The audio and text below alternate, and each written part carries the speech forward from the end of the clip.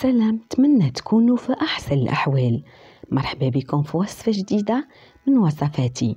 اليوم غادي نحضروا خبيزات البانيني بدون دلك بطريقة سهلة ومبسطة بحشوة محلكة لذيذة. إن شاء الله غادي تجربيها وغادي تعجبك.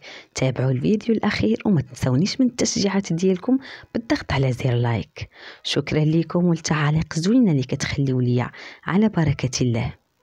300 غرام ديال الدقيق ما يعادل 3 ديال الكيسان، معلقه ديال السكر سنيده، معلقه ديال الخميره مع مراش، شويه ديال الملحه والماء دافي اللي غادي نعجنو به.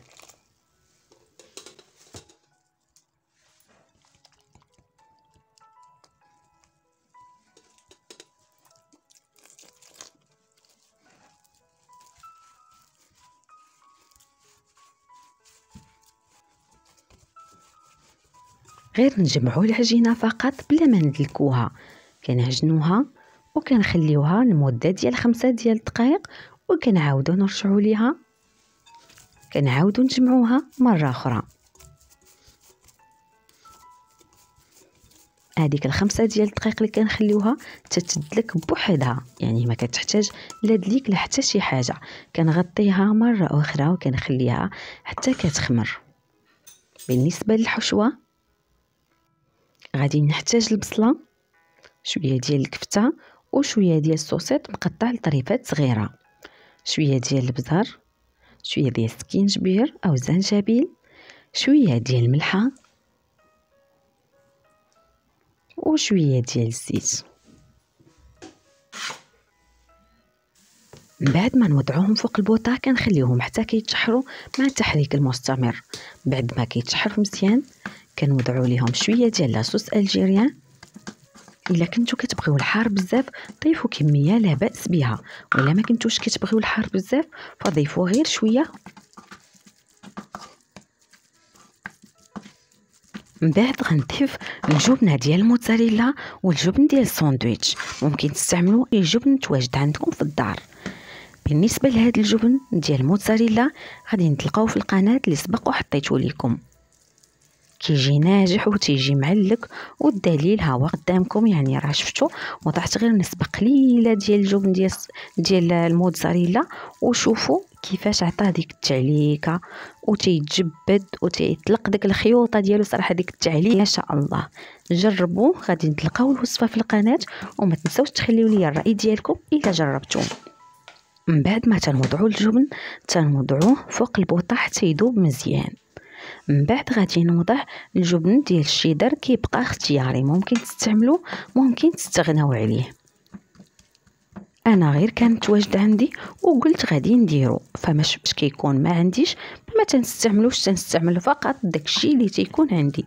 وهنا غادي نضيف السلامي، وفي هذه المرحله ممكن كذلك ما تستعملوش، ماشي ضروري، او ممكن تستعملوا لانشون او مرتديله، وكذلك حتى هما ماشي مهمين، ممكن تستغناو عليهم.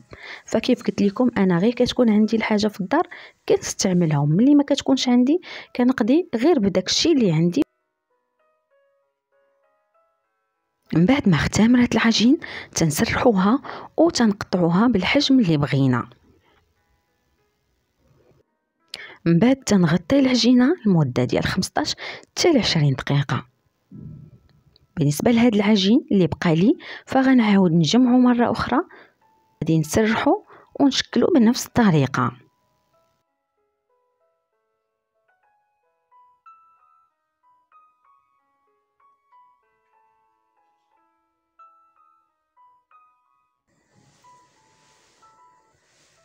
من بعد ما دازت 20 دقيقه تنسخن البانيني حتى تسخن مزيان، وتنوضع فيها هاد الخبيزات، تنسدها، ومن بعد ما تيشدوا راسهم تنقلبهم على الوجه الاخر باش يعطيوني داك الشكل ديال الكاروات.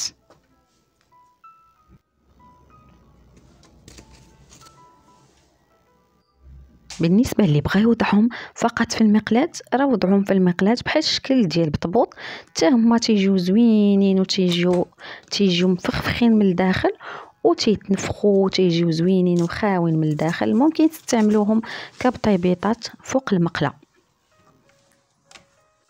بالنسبه لا بغيتو تحتفظوا بهم في المجمد، تتوضعوهم وحده فوق وحده من بعد ما يبردوا مزيان.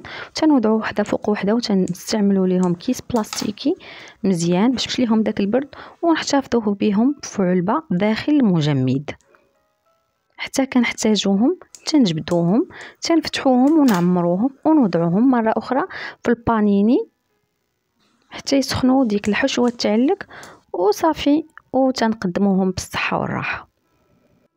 وكذلك ممكن تخليوهم فقط هكا من بعد ما يشدوا راسهم كتحيدوهم وتخليهم كذلك حتى كيبردوا وتجمعوهم في الكونجيلاتور، ومن بعد صافي تتعمروهم بنفس الطريقه اللي قلت لكم من قبل.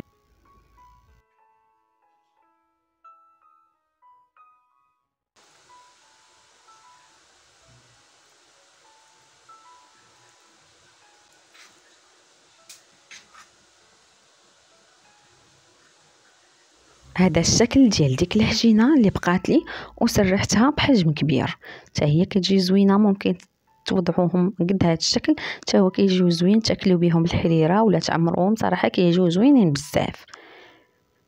من بعد ما كنعمر الخبيزات كاملين تنخليهم حتى الوقيته اللي غنقدمهم فيهم، وتنوضعهم في البانيني حتى كيسخنوا داك الفرماج تيتعلق وتيتجانس مع داك الخبز، وتنقدمهم سخانين وبالصحه والراحه. نتمنى الوصفه ديال اليوم تنال الاعجاب ديالكم والرضا ديالكم، وما تنساونيش من التشجيعات ديالكم بالضغط على زر لايك.